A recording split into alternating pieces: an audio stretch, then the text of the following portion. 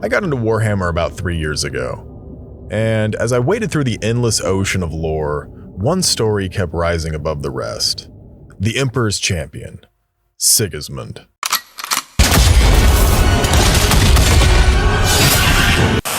Now, the more I read into his story and the stories of what he spawned, the more I found it odd that one of the most faithful men in all of Warhammer followed a guy who hated the idea of gods. It really got me thinking.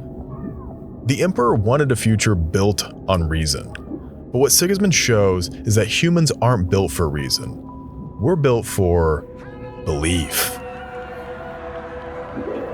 The warp feeds on belief, whatever form it may take. All you gotta do is look up in the tree. Who else in the level car and say yeah? And ironically, that same belief is what keeps the Emperor's godless empire alive. Mass hypnosis. Now, looking at Sigismund's story, it makes sense why he was this way.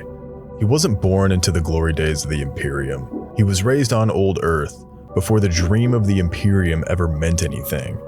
And being one of the first, he got to spend a lot of time with a guy named Rogal Dorn.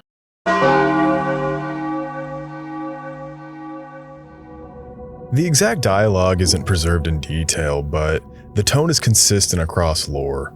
Sigismund immediately impressed Dorn, not with flattery or showmanship, but with his absolute conviction.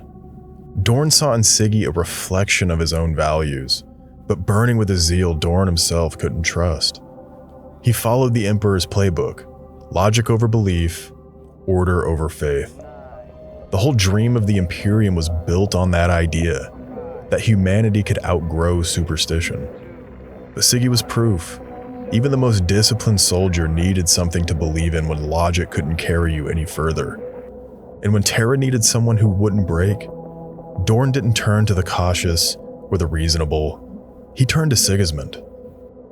Now, Siggy's devotion to the Emperor was absolute, but it wasn't the same as the cultish worship that you're used to seeing in Warhammer. He didn't pray for miracles. He believed the Emperor was the highest expression of humanity. To Sigismund, the Emperor wasn't a god in the mystical sense. He was proof that humanity could become divine through will, discipline, and sacrifice. His belief wasn't religious. It was existential. He didn't worship the Emperor.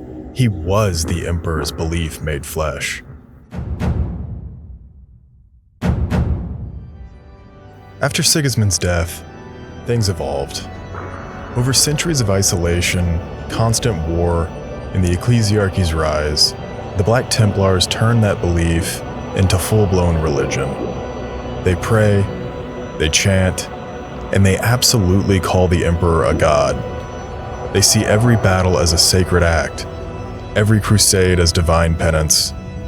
For them, the Emperor is God, and Sigismund is his first saint.